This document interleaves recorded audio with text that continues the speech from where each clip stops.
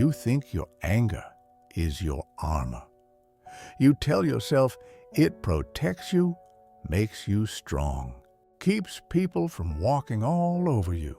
But right now, that same anger is a raging bull inside your chest. Blind, unstoppable, trampling every relationship, every opportunity, every shred of peace you've ever tried to hold on to. One man in ancient India discovered the brutal truth the hard way. You don't kill the bull by fighting harder. You master it by refusing to become it. In the choking dust of the marketplace along the Ganges, Devan the merchant was famous for two things: his sharp deals and his even sharper rage. That morning, the sun hammered down. He was closing the biggest silk trade of his life when a clumsy porter dropped a single bolt of cloth into the dirt. Devan snapped. "You idiot! You just cost me everything!" He shoved the man hard. Pottery shattered. Voices exploded. The buyer from Varanasi stepped back, eyes cold, and the deal died on the spot. The crowd that once respected Devan now stared in disgust. Even his wife turned away in shame. That night, he sat alone, fists clenched, staring at nothing. The silence screamed. He had lost the fortune, the respect, and the quiet love of his family, all for one dropped bolt of cloth. Inside his chest, the bull pawed the ground, ready to charge again. Devan knew if he didn't stop it soon, the next explosion would destroy something he could never get back. At dawn, he left everything behind and walked the long, dusty road beside the Ganges. 3 days later, he reached the hidden monastery, swallowed by vines and rain. The old master listened as Devan poured out his story, fists shaking. When the merchant finally stopped, the master simply said, "Come with me." Behind the shrine stood a wooden pen. Inside was the biggest, blackest bull Devan had ever seen. Muscles like river currents, horns like scimitars, eyes burning with pure fury. No one could approach it. No one had ever tamed it. "This is your teacher," the master said. "Care for him every single day until you understand." Devan almost laughed. He came for wisdom, not farm labor, but the gate slammed shut behind him. The first day he attacked with force, just like he always did in the market. Thick rope, long stick, chest puffed with the same arrogance that had ruined him. The bull lowered its head and charged. The stick snapped. Horns slammed into Devan's ribs. He flew backward into the fence, bleeding and cursing. Day after day, the same war repeated. Devan shouted. The bull answered louder. Devan struck harder. The bull struck back harder. Every bruise, every cut, every night of pain was a mirror. He wasn't taming the bull. He was feeding the exact same rage that lived inside him. One evening, after the bull had thrown him into the mud for the 10th time, Devan sat outside the pen, broken and crying. The master appeared beside him. "You are still trying to win," the old monk said.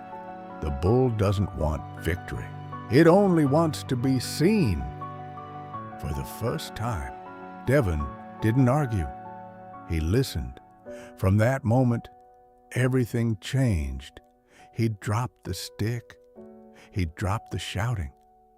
He began to sit outside the pen for hours, breathing slow, watching the bull without reacting.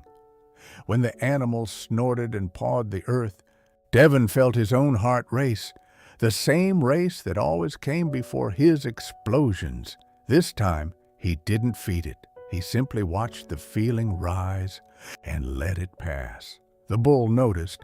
It tested him, charging the fence, eyes wild. Devan stayed perfectly still. No fear, no anger, only presence. The bull stopped inches away, confused, then slowly backed off. Weeks passed. Devan moved inside the pen with calm precision. He fed the bull without sudden moves. He cleaned without resentment. Every time the old rage tried to rise, when the bull knocked over water, when a fly bit him, when memories of the lost deal burned, he simply observed it like a passing cloud. He didn't push it away. He didn't judge it. He let it be. The bull grew quieter. Its eyes softened. Its massive body stopped trembling with constant fury. Then came the final test. A monsoon storm exploded across the sky. Thunder roared. The bull smashed through the weakened fence and charged straight at Devan with every ounce of its legendary rage. Hooves thundering, mud flying, death wearing horns. Any other day, Devan would have screamed, grabbed a weapon, tried to dominate or run. But something inside him had died, and something new had been born. He stood perfectly still. Feet rooted in the earth. Breath deep and even. Eyes locked on the bull's eyes, not in challenge, but in fearless presence. In that single heartbeat, he saw clearly the bull was not the enemy. It was raw energy, looking for something to crash against. The bull skidded to a halt. One arm's length away, hot breath blasted Devan's chest. Horns gleamed inches from his heart. For one electric moment, they stood locked in perfect stillness while rain poured down.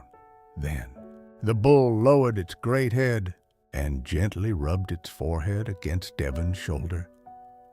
The storm inside both of them was over. Devan walked back to the monastery, soaked, lighter than air. The master met him at the gate.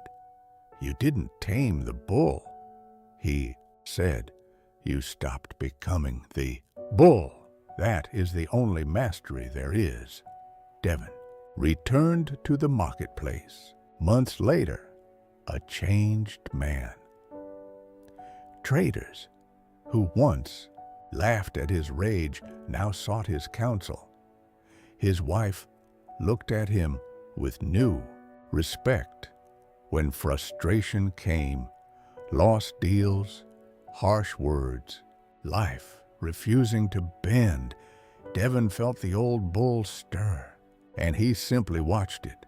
He didn't feed it, he didn't fight it, he let it pass, and every single time, the bull calmed. You're standing in that same marketplace right now.